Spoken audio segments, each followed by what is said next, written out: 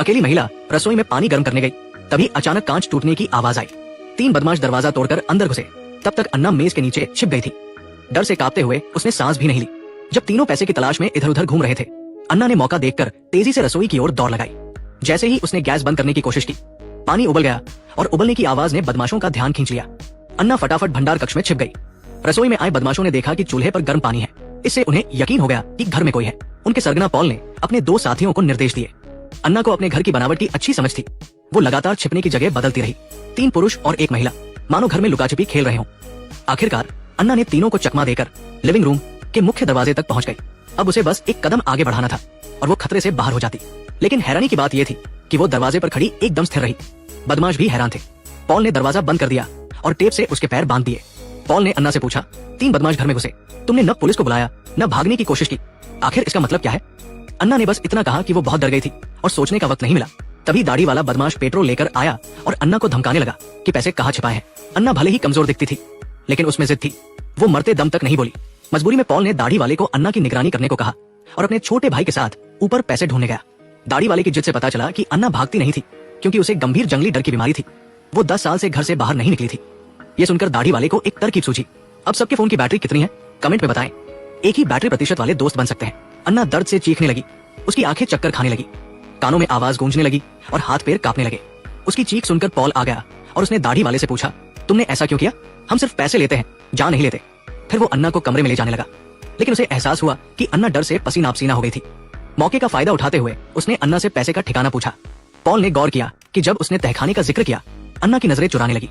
शायद पैसे तहखाने में थे। उसने अन्ना को कमरे में ले जाकर जॉर्ज को उसे साफ करने को कहा और खुद दाढ़ी वाले के साथ तहखाने में गया। लेकिन तहखाना खाली था।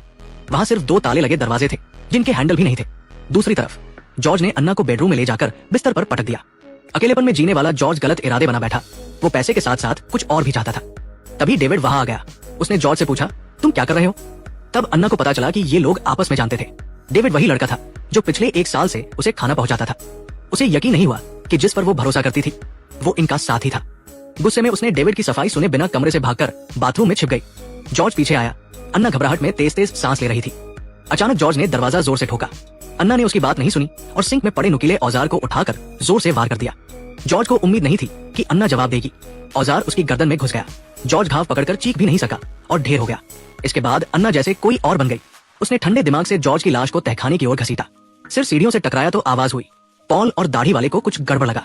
ऊपर जाकर उन्हें सिर्फ डेविड दिखा। दाढ़ी वाले ने डेविड को एक मुक्का मारा और उसे की कुर्सी से बांध दिया। फिर वो अन्ना को ढूंढने निकले। उन्हें खून के ढेर सारे निशान मिले, जिन्हें करते हुए वो तहखाने पहुंचे। वहां सिर्फ जॉर्ज की ठंडी लाश पड़ी थी।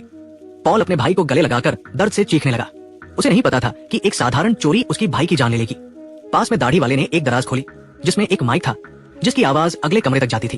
उसने पॉल से कहा, यहाँ कुछ गड़बड़ है, हमें जल्दी निकलना चाहिए। उसी वक्त अन्ना एक स्विच चालू कर रही थी। दोनों के जाने से पहले ही पूरी सीढ़ी दीवार में समा गई। अन्ना ऊपर खड़ी थी।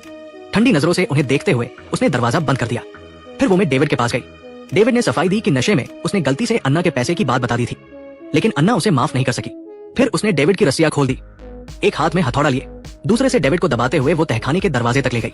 डेविड की उंगलियां तोड़ दी। उसका पैर भी चोटिल हो गया। दाढ़ी वाला गुस्से से चिल्लाया। अन्ना ने ठंडे लहजे में कहा, अगले कमरे में मेडिकल बॉक्स है।